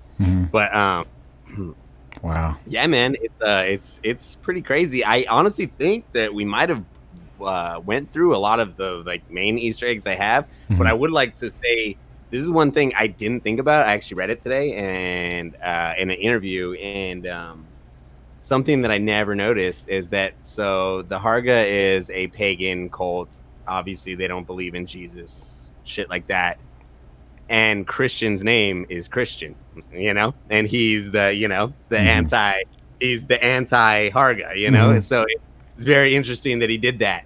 Actually in the interview they brought it up, and Ari Aster said that there was multiple meanings to the Christian name. So I don't know what else is in there, but he said there's multiple meanings about there's other things going on there too, but he didn't say what it was. But that is like a really interesting one. I never thought about that. Like pagan cult, Christian's the bad guy. It's like Christianity, it's interesting. It's very interesting. 100%. It's wild, bro. Yeah. The movie is like it straggles this very fine line of pretentious douchebag movie and amazing artistic piece of art, amazing deep piece of art. And I think it does it so well that it's up to you how you want to depict the movie. If you want to depict the movie as a beautiful piece of art, you can. If you want to look at it as a pretentious piece of garbage with a shitty ending, you can. And it makes sense. It's fine. You depict it however way you want it. That's the best pieces of art to me. Is like when it's so open. It's like the best music you can be felt by a little random little boy in Tokyo that can be felt by a fucking cholo in LA. You know what I mean? Like that is the best piece of art where it connects to the individual and the soul. And this is one that can do that. No, I completely agree. And what was I going to say about what you were saying? No, I really completely agree with that too, and that's why I kind of like that he doesn't give away things because, I mean, I think it's kind of, I mean, a lot of artists do it, but then a lot of artists don't. Like, I think it kind of cheapens it when you tell me what it means. Like, if it's like, you know, like there's Radiohead songs on Kid A. I have no idea what the fuck they actually mean. But the meaning to me is different than probably the meaning to you or to Frankie or to somebody else. Mm-hmm. And I think that's cool. And it would probably cheapen it if Tom York came out and said, no, it's not about that. It's about this, you know? So I like when artists do keep that a secret because it's true. Like the best art is the art that can be interpreted by somebody one way and by somebody another way. Because if you're giving them the answer, then is it really that artistic? It's just, I mean, not that it can't be artistic still, but you know what I mean? Like, if it's open to interpretation, that takes it on a whole nother level. Of artistry. Sure. You know, exactly. And have you ever seen? It reminds me of. Have you ever seen that video of John Lennon confronting this kid who like breaks into his property? Some kid breaks into his house or his property, and I think, from my understanding, he has his security. He's like, no, bring that kid over here. Let me talk to him. Like, and he was just some crazy whacked out acid kid who was like thinking John Lennon was Jesus Christ, and he was trying to talk to him through his album. And John Lennon was like, he talked to him. He said, what are you talking about? He told him like, this is just words. It's just things we said. It's like, you know, you take it and you believe what you want with it. He said, and this is super paraphrasing. Look up the video, but and the look on the guy's face was almost like his whole. It was like his dreams were shattered, but also he was like, oh yeah, I get it.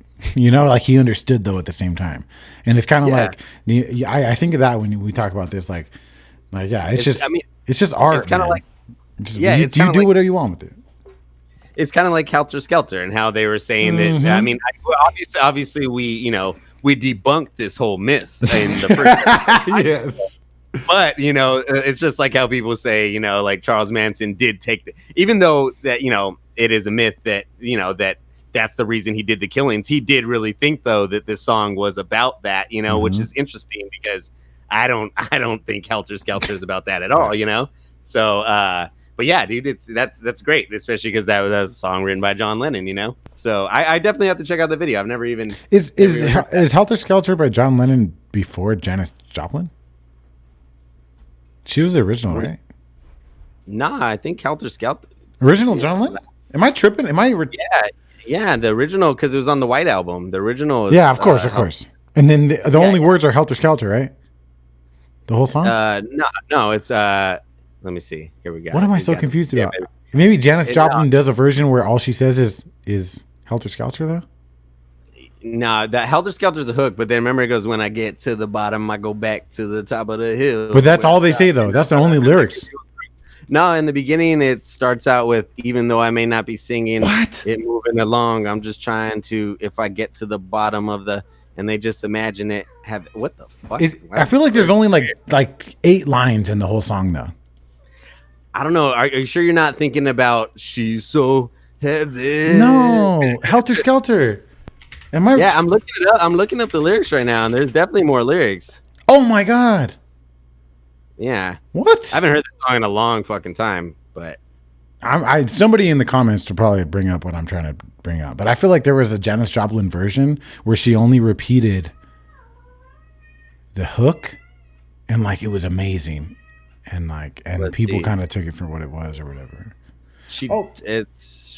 Look at on Yahoo. Isn't there a cover by Janis Joplin of Helter Skelter?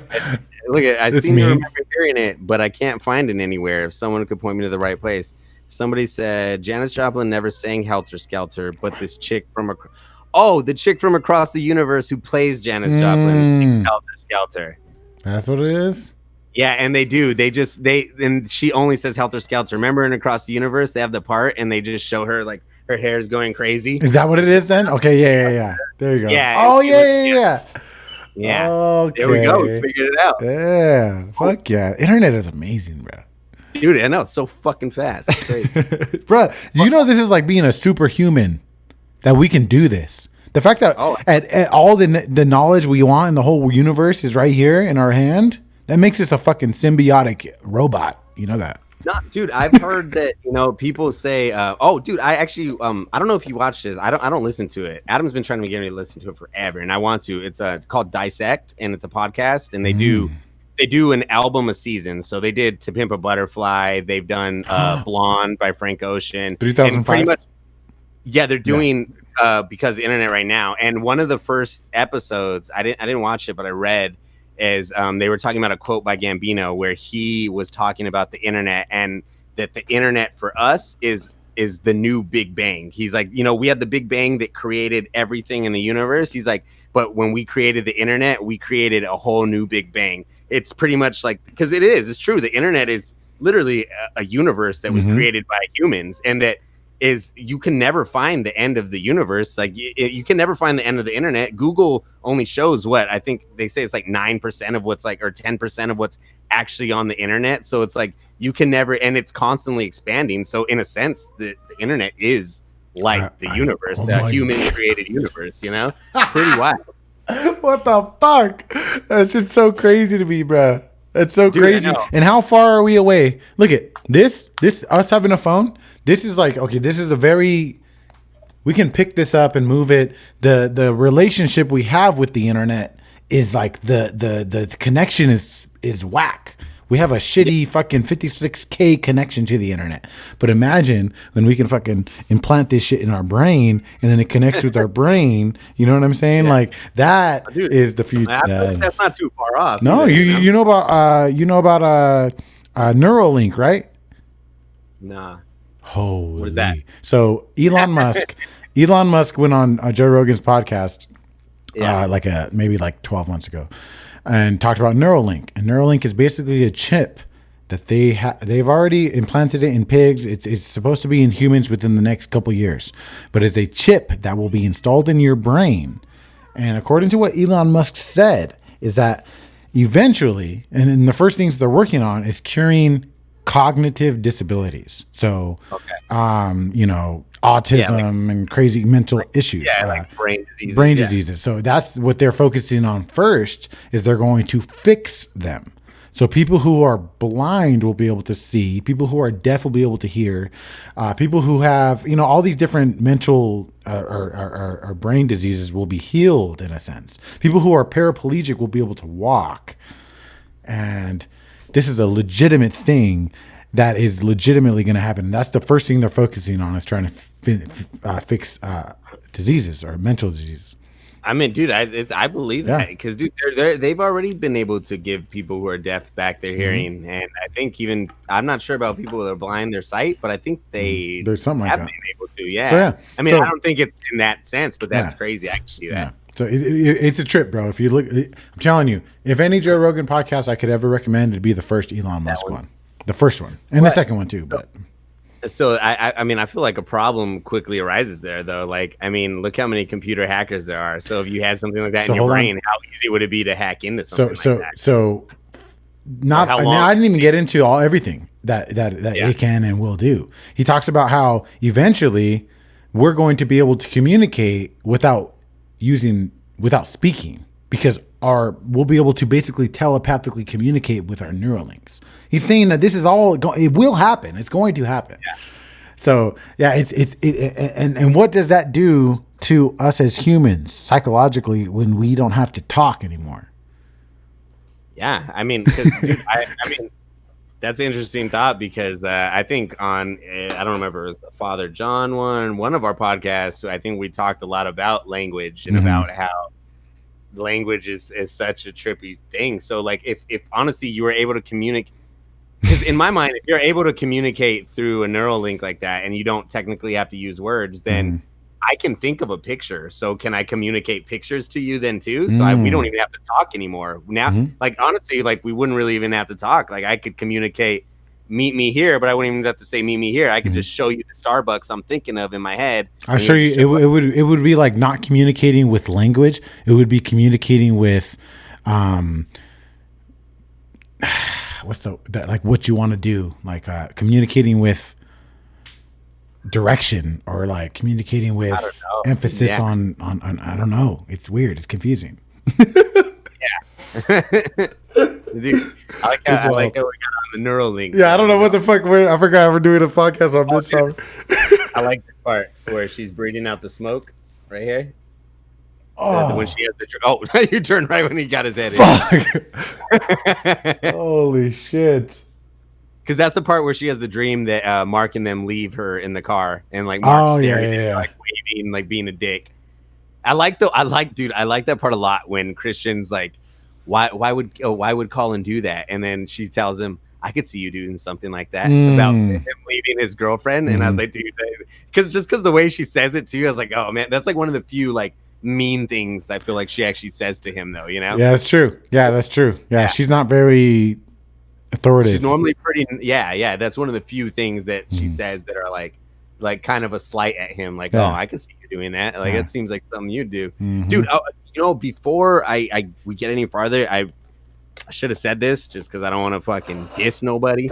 But like I said, Mupon did the she only did the opening painting. The other paintings that I was talking about that were done in the sleeping quarters and the bear that he sees that are burning, all the other paintings, they were done by an artist named Ragnar Persson, and I don't know if that's how you say it, Ragnar Persson, and in collaboration with the production designer Henrik Svensson and graphic designer Neil Svensson. Those three guys created the other images throughout the movie. Mupon is just responsible for that beautiful opening sequence, which is amazing. Dude, and real quick, just to touch on that painting was fucking amazing, but the way that it opens up and opens up to this cold scene, I thought there was opens up to that to that exact snow, and then on top of that, the way that I love first shots of a movie for whatever reason. I fucking love them, but the first shot with the painting, it opens up and it has like a sound to it as it opens up, and then it's just this cold feeling. All these shots of this cold wilderness, it almost gives the movie, and then the singing, whatever the fuck is going, that singing part, it gives the movie a certain type of feel that is almost like, it doesn't really describe the movie at all, the opening shots, which is wild. It doesn't have any sort of theme with the movie, but it perfectly describes where Danny is. Well, the opening, I feel like, does though. I mean, the tapestry and then the snow, the cold part. I feel like it's a different vibe. Because it's a wilderness cold vibe. It's not nothing like the movie. I think that's what it's supposed to. I think it represents though the darkness that starts the movie off. No, true. True. Yeah. Whereas Hereditary, I feel like Hereditary had this evil that's like throughout the movie in the soundtrack. This movie starts out with evil and gradually goes more towards a lighter. Because I mean, if you really think about it too, and Ari Aster even said this, like the Harga are not supposed to be bad guys or menacing. This is the way they live. That's why when the old people die and they're freaking out, they're like, no, calm down. Like, it's okay. Like when I think the girl tells them, she's like, when it's my time to do this, I'm going to be happy. Like this is what they believe in. So like, there's nothing, they're very forthright about their commune. Like they're not doing it to be evil. Like this is just what they do every 90 years, and it's not like supposed to be menacing. This is just the way they've all grown up. And because it only happens once every 90 years, every person, they only live till 72. Everybody only gets to do it once, and some people may not even ever get to participate in it because they only live to 72. So the people who do get to participate in it, they love it. And it's all painted on the walls. So this is all part of their culture. This is like, to us, it seems evil, which I think is another thing that I really wanted to talk about, is that to us it seems evil, but also if you watch the movie, I feel like it's also like Americans are stupid. Like, you know, like we have our culture, and it's like it's a culture clash. Like for the Americans, they're very like, oh, what the fuck is going on? But for them, it's like, this is normal. Like what you guys do is weird. The fact that you guys throw your old people in homes and that you let them live forever and get sick and you don't take care. Like we take care of our old until they're dead, and then we revere them when they jump off. This is like a symbol of respect. Like, look what you do in America. This is a beautiful statement. Yes, the ending of old people and when they die, you know, righteously with dignity. But they are also murdering strangers and decorating their bodies. I don't necessarily know if that culture is like that better than ours. You know? Okay. Why are they killing these random people? What's the point? This is part of the culture too. What the fuck? Okay, wait. So the only one that I would say is a random killing is Christian, because Christian is, at the end they even say like there's 8.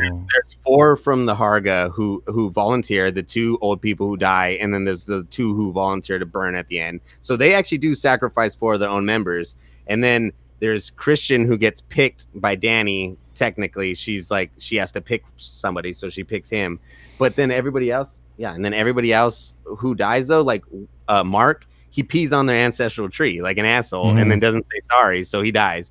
The black dude Josh, he's going through the book in the temple that they specifically told him not to touch, and that's when he dies.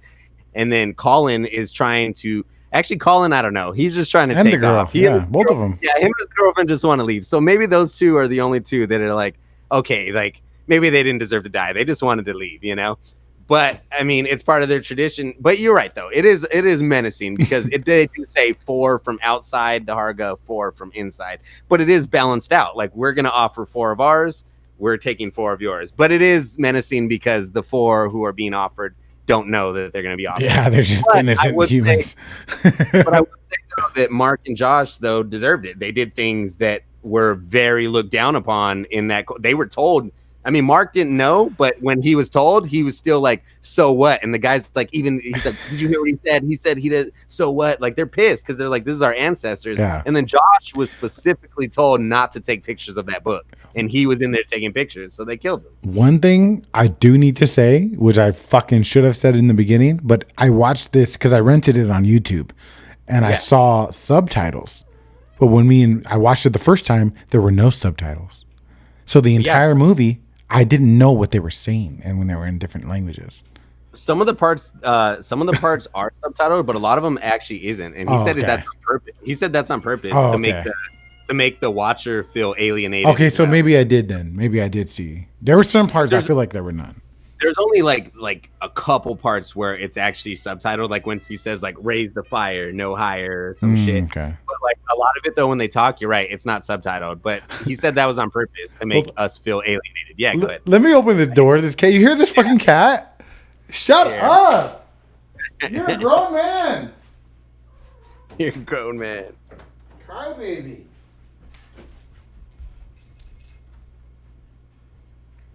My bad. All right. No, you're good. There was something else I was gonna say. I bring it up in the intro, but I think it's worth noting too. I really like the opening little song that kind of plays. It almost sounds like kind of lighthearted when they show the painting in the beginning before it opens.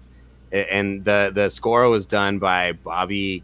I don't know how to say his name. Krlic, like Klick or something. But I guess he's a producer. Name is I don't know if you know him, but his name is the Haxon Cloak. I actually listened to his other albums. He has 2 albums of that, and they're really interesting. One of them, they all sound very similar to the Midsommar soundtrack. But I guess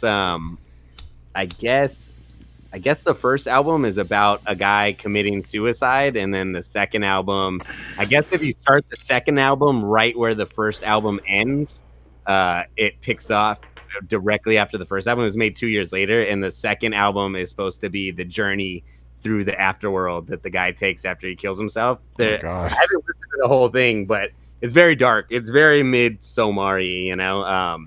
Midsommar. Yeah. Yeah, Midsommar. like that.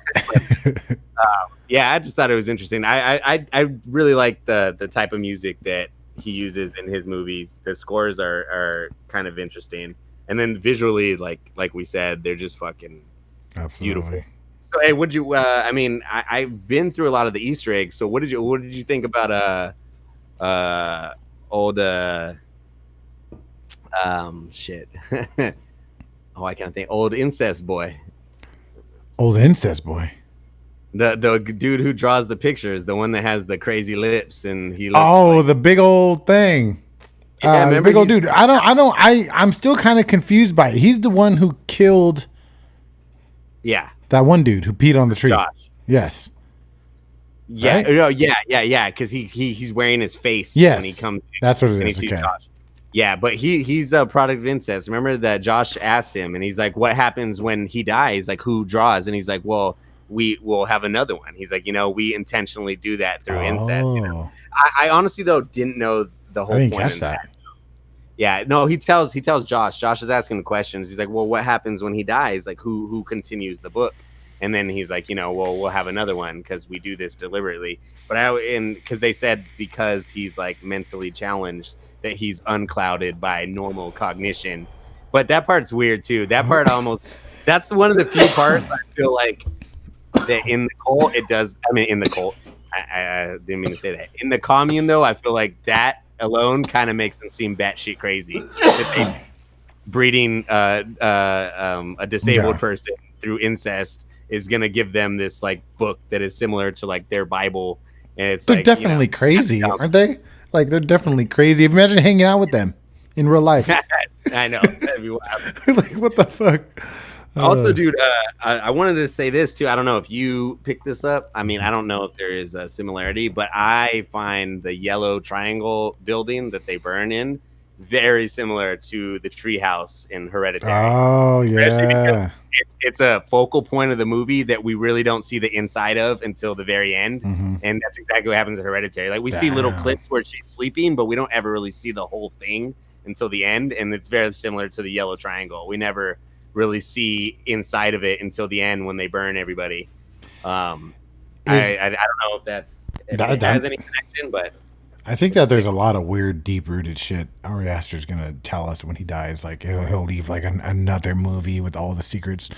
But think about this. So I meant to bring this up earlier, but I didn't want to derail off. But there is something to be said, kind of. I think about even Hereditary, and also about a certain scene in the movie in Midsommar, where there's a story that's told from right to left. And I think it's the quilt story. The quilt art is told from right to left. Yeah, you're right. They do. It goes this way. Yeah. And I was like, why the fuck would that happen? And then I thought about it. And I feel like in both his films, the tragic part kind of happens in the beginning, and then it ends up with this. It's almost like the Damn album. Could it be like you could watch it backwards? Yeah, like almost like the theme could be used backwards. That is interesting. And you think about it, it's told right to left, and you also think about how the camera flips upside down when they get to Harga, which is almost like a backward shot. But I mean, it also could be. I don't know because of Hereditary, but it could be like manga or manga, however you say it, like Japanese like comics. They're written from right to left, so I don't know if maybe that's a Swedish thing. I don't know though. I could be completely wrong. Mm-hmm. So it could be a culture thing, but you're right though. That is interesting because it is, and like that's what I was saying. Like this one, the tragedy is right in the beginning. Hereditary, it's very early on, and then later we get, I guess I don't know what the word is, but we get the moment where everything is the resolution. We get the resolution, which is supposed to come out the end. But normally, like I feel with like horror films, the big tragedy or the big horror, like the head being knocked off or her family dying, would be something that would be more towards the end, Mm-hmm. But you're right; it is almost that is interesting. I never thought about that. And it's probably bullshit. It probably means nothing. No, yeah, but it is. I never really thought about that blanket is. It's the story is being told right to left, you know? So if it's being told right to left, could it be told the other way? Could it start with the burning and be told I don't know. I don't know. It's probably just high shit. This is why Yeah, you should, no, this is why I you like don't it, smoke weed. But not dude, the movie though, man, like for me watching it again, like I just got so much more out of it now. And I'm not gonna lie, I think I told you, dude, after I watched it this last time on Sunday, I was like, all right, I'm done watching this for a while. Like I don't need to see it again. Not because I don't like it, but just because I feel like emotionally it's very intense. And like Hereditary is almost so batshit crazy that I can watch it over and over again because it's almost hyper realistic at the end. There's but there's almost too realistic. There's a supernatural aspect in Hereditary that isn't in Midsommar. There's no there's nothing. There's no monsters in here. There's no ghosts. There's a supernatural aspect, but it's because of psychedelics. Sorry, I keep cutting you off, bro. I'm sorry. I've done that. No, you're good, bro. Not gonna lie though, you know, I've actually been wanting to eat mushrooms soon, and after watching this twice, I'm like, I don't know if I want to eat mushrooms right now. Yes, you do. Yes, you do. Yeah, I know. Baby. Tell me when. I'm down for the visual, bro.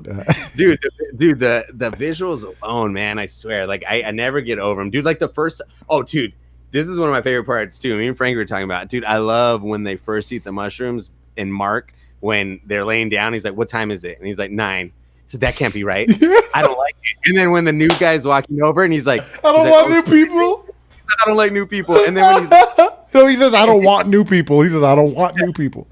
And I like when he's like, hey guys, I'm going to lay down. He's like, Josh, lay down. And I was like, dude, I'm pretty sure I've been like that too, but I've seen people like that, you know, like it was just so accurate the way they did absolutely. It. Yeah. Even just the way she's sitting there, she's like breathing all heavy. Yeah, because dude, it is. It's like when you're taking those deep breaths, just like, and then when she's talking to herself, she's like, no, just stop. And stop it. But did you notice that what started to freak her out?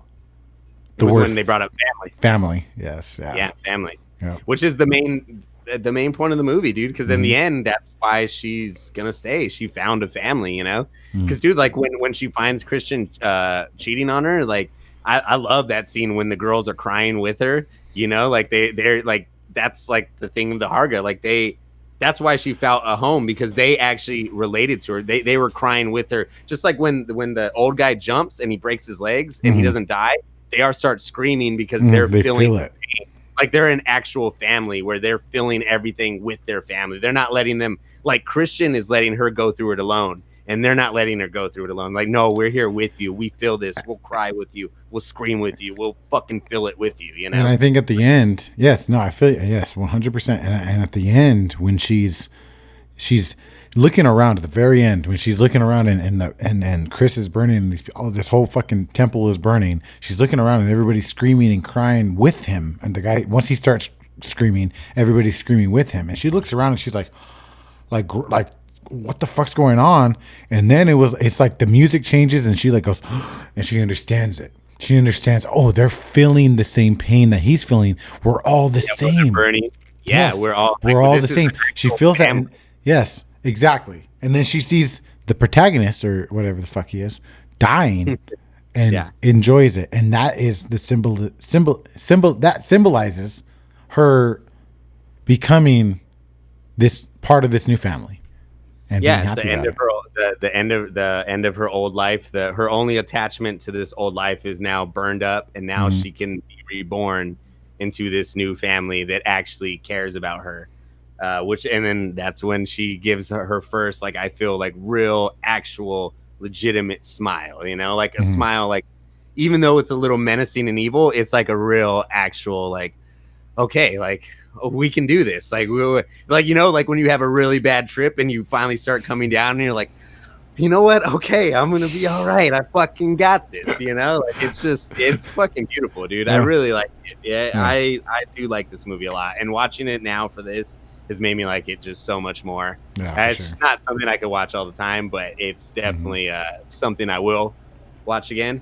Dude, I would like to say, though, dude, I mean, if because I'm gonna post those things on Insta, and if Mupan or Ragnar Persson or the other illustrators I mean, I doubt Ari Aster would ever listen to it, but if any of them ever listen to it, if any of you guys, and the artists especially, because maybe they will, fucking hit us up. Like, I would love to have one of them come on and do a follow-up episode where we can just talk to them specifically about the art, dude. Yeah. You know, like, or just like fucking comment and let us, because dude, like, I would love to talk to these guys who created the art, just like I would love to talk to the dude who did the miniatures in Hereditary. You know, I would love to have a conversation with. Is there a guy who did those? Is there a certain guy? Remember? Oh yeah, you mentioned his name. Yeah, you did. Yeah. You're gonna look it up, aren't you? Yes, I got it right here actually. Hell yeah. His name is take your time. Yeah, let's see. Colin Stetson. Or Dana Vachon. Let's just have Jim Carrey on. Fuck it. Yeah, we everybody at the same time. Steve Newburn is the one who did the miniatures for Hereditary.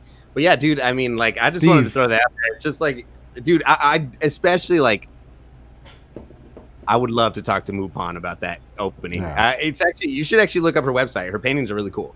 Okay. I was looking it up earlier. They're very cool. You know? I've been really wanting to get like good art. As you can see, we got this new cat art.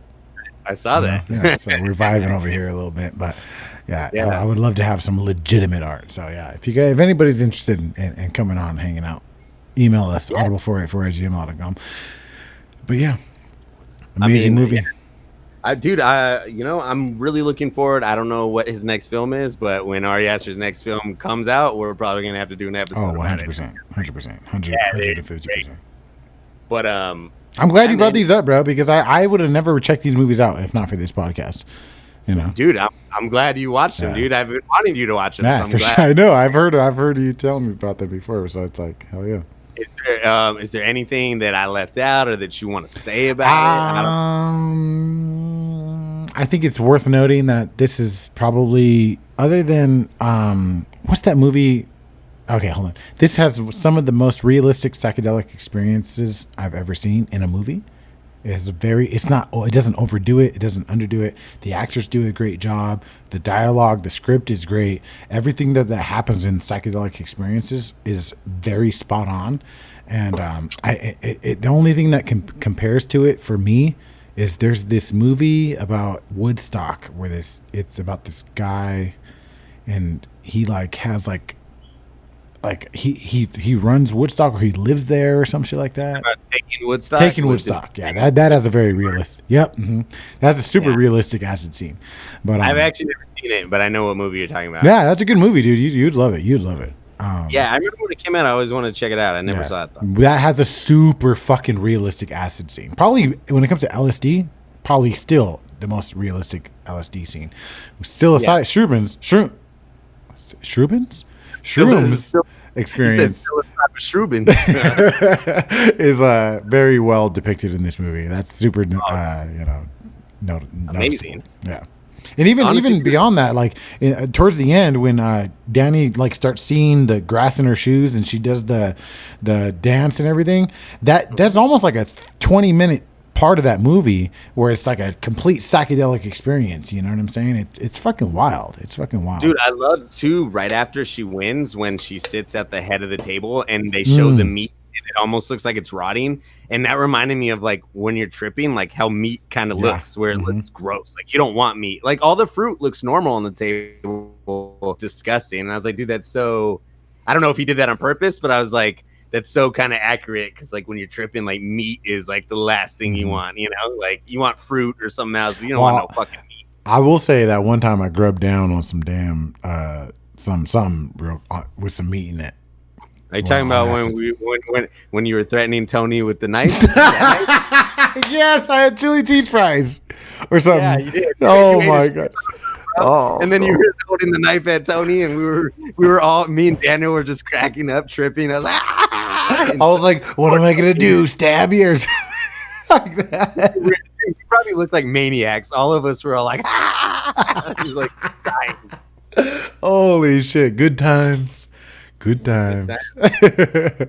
But yeah, other than that, I mean, yeah, just great movie. I'm glad, it is. I could understand how people could see it as being pretentious and like a shitty ending, or I could totally understand that, because most people probably aren't gonna watch movies like us. You know what I'm saying? Like in this podcast. Definitely. But dude, I really like this podcast for that fact. Like, it's definitely like made me start looking at like art more carefully than I ever have before. You know, and like trying to learn about things that I didn't really know much about, and which normally I would just shrug off and be like, oh yeah, it was a good movie, it was crazy, and that's like would be the extent of my knowledge. So now it's like cool to dig into this shit. You know what's crazy, bro, is our entire like friendship or relationship, whatever, has always been every time we talked, hey, you have you seen this? Have you seen that? Have you watched? You know? And it's just like now we have a place to like really fucking, just do what we've always done. If anything, this podcast might be more natural than making music or making YouTube videos. This might be what we're more suited for in general. You know what I'm saying? Maybe. But also, dude, we need to also create. Dude, I know. I love writing the intros when we do this. Like, when I write an intro and then I read it back after, I'm like, fuck, dude, this is dope. Yeah. Like, it's fun. Like, it's interesting.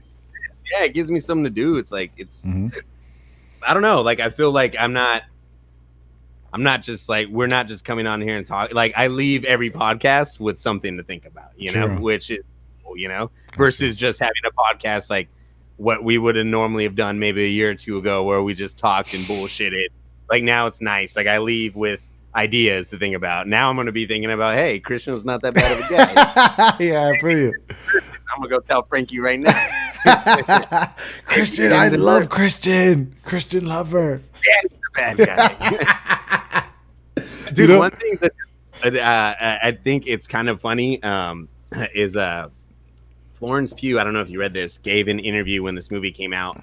And in the interview, they had asked about the ending scene where she smiles. And she had made a comment saying, I don't know. She's like, I'm not 100% sure that Danny was fully aware that Christian was in the triangle burning. I think she might have been so gone that she didn't really fully realize it.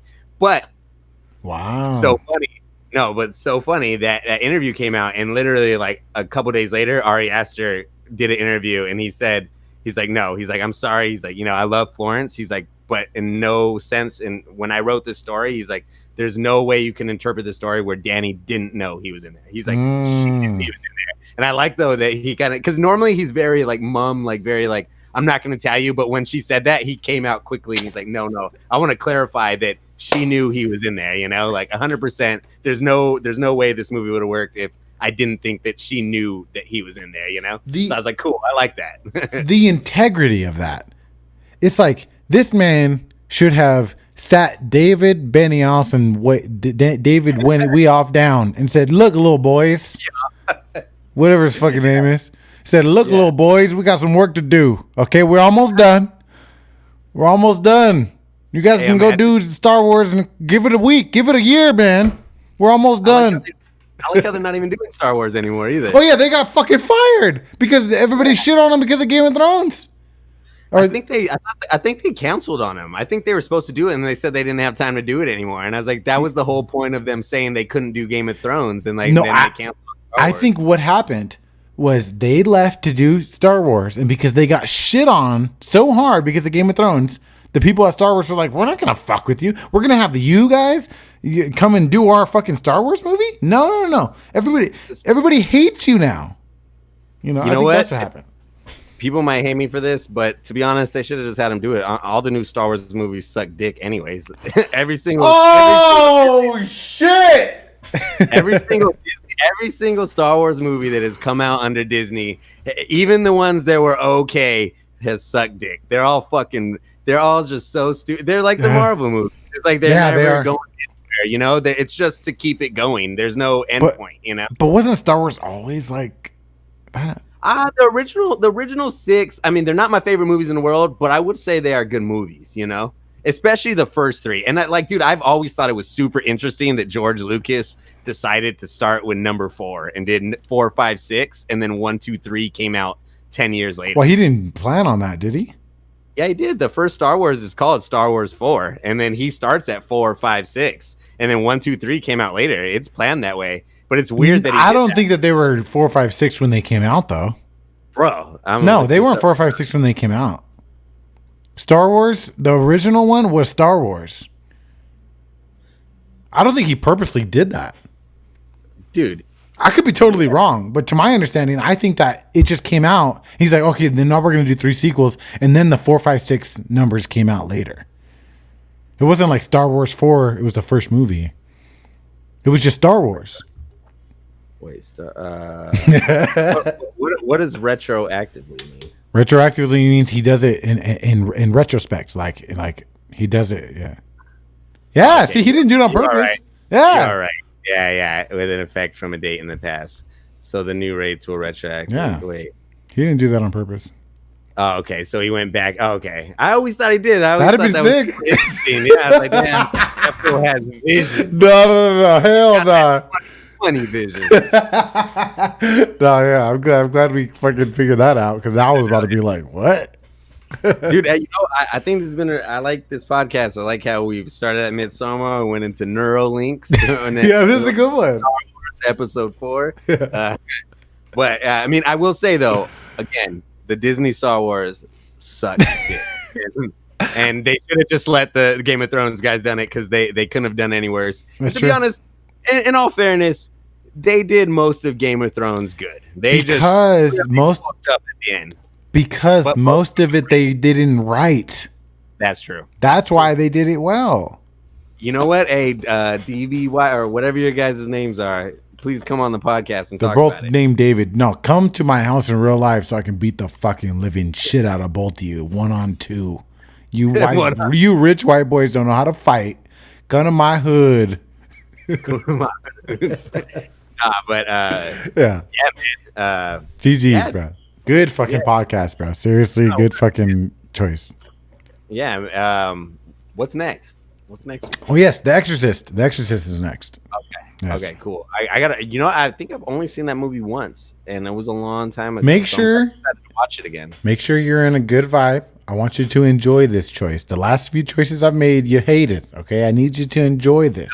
Only Wizard of Oz. That's the only one I loved. The Jim Logic. Carrey. Logic, you didn't really like, I guess. Yeah, you didn't hate it. I didn't hate it. No, you liked it. That's true. Still, but I need you to like Exorcist.